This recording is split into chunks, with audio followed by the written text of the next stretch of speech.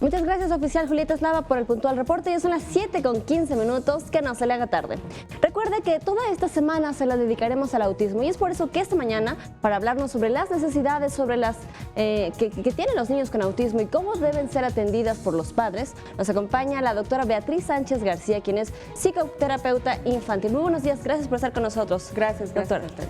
Pues coméntenos, recibir la noticia de que nuestro hijo, nuestro pequeño, tiene autismo no es nada fácil. ¿Cómo deben de tomar esta noticia los padres para poder aceptar la condición de sus hijos?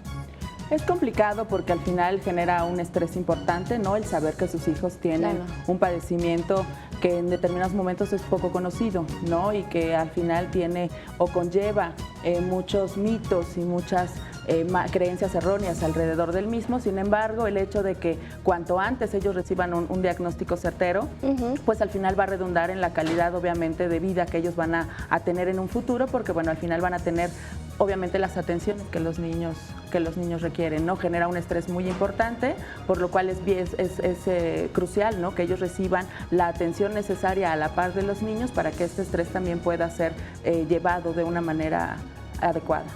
¿Cómo cambiará su vida, doctora?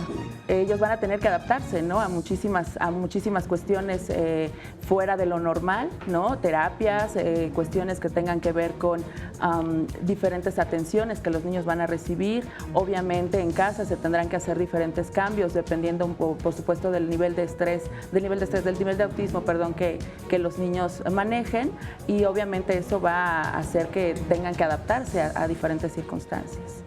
¿Cómo se debe tratar a los pequeños? ¿Se debe hablarles de su condición? ¿Se puede? ¿Es válido? Es posible, sin embargo, vuelvo a repetir, dependiendo del grado de autismo que tengan, no en muchas ocasiones, bueno, no resultará tan viable hablarles y explicarles qué es lo que tienen. Sin embargo, la atención que ellos reciban, ¿no? En cuanto a comportamiento, qué es lo que van a tener que hacer, qué no tienen que hacer, qué es posible que logren. Eso lo que les dará a los padres será obviamente la certeza de que su hijo mejorará su comportamiento, ¿no? Que en determinado punto es complicado que se adapten en muchos casos a grupos de otros niños en otras condiciones, porque pues al final ellos presentan un comportamiento diferente.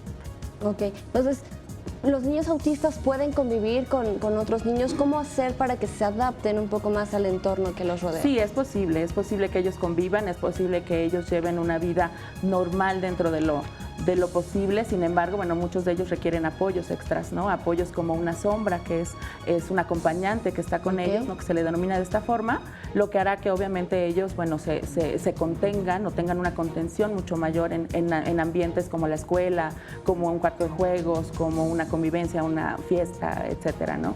Pero mucho del comportamiento que ellos van a tener en sociedad, digamos, en esta parte social, va a depender obviamente del apoyo que lleven a lo largo de mucho tiempo en terapias, tanto conductuales como emocionales, incluso, y el apoyo de los padres para que ellos puedan adaptarse, ¿no? A este tipo de ambientes. Okay. Doctora, esta sombra que nos comenta debe de acompañarlos en todo momento, debe de ser espaciado. Vuelvo al asunto, depende mucho del grado de autismo, ¿no? En muchas ocasiones hay niños que requieren sombra en un inicio y después van requiriendo cada vez menos de ella.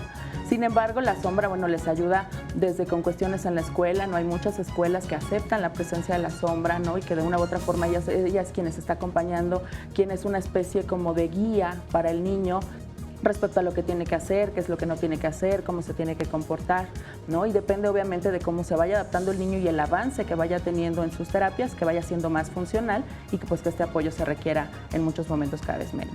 Y esto finalmente también tiene que ver mucho con la estabilidad emocional de los padres, no nada más es para los pequeños, ¿no? ¿Cómo hacerle, doctora? ¿Se debe tomar terapia en pareja para evitar la desintegración familiar? ¿Se deben de repartir las tareas? Padre, madre. Lo ideal sería eso, ¿no? Que las tareas fueran repartidas, que al final fueran ambos quienes recibieran también este apoyo, tanto como padres, incluso de manera individual. Como te decía al principio, es un generador de estrés muy importante, muy importante, y eso es lo que obviamente crea una disfuncionalidad en las familias, ¿no? Si ellos reciben este apoyo, esta contención, desde aceptar el padecimiento, llevar un duelo, por supuesto, ¿no? de mi niño normal, que en este caso es la expectativa que tienen, que no lo tienen, que les ayude a aceptar lo que sucede, bueno, pues redundará en que ellos vayan adaptándose cada vez mejor y como familia se vayan integrando, integrar a los hermanos incluso, ¿no? Porque Claro. si hay otros hermanos que no tienen el padecimiento, a ellos sí explicarles qué conlleva, qué es lo que pasa, qué es lo que no pasa y hasta dónde es que va a poder llegar su hermano, ¿no? En este caso. Justamente ahorita que nos habla sobre los hermanos, doctora, las parejas cuyo primogénito tiene autismo y quieren intentar tener un nuevo hijo, ¿vale la pena intentarlo? ¿Es hereditario? Es una cuestión que tendrían que platicar, ¿no? Que tendrían que ellos platicar y sopesar qué tanto es viable que lo tengan, dado que no es una cuestión que se pueda prever, ¿no? Si hay cuando ya se tiene un hijo con autismo hay una predisposición alta, ¿no? Sabemos que es un trastorno genético, bueno, que de una u otra manera pudiera, ¿no? Obviamente llegar a repetirse el caso, no necesariamente, sin embargo es una cuestión que sí como pareja, como familia tienen que considerarlo y acercarse a los especialistas que pudieran, bueno, obviamente orientarlos en ese sentido. Y finalmente, doctora, ¿cómo marcar estos límites? ¿Cómo saber si se está siendo demasiado protector o demasiado permisivo?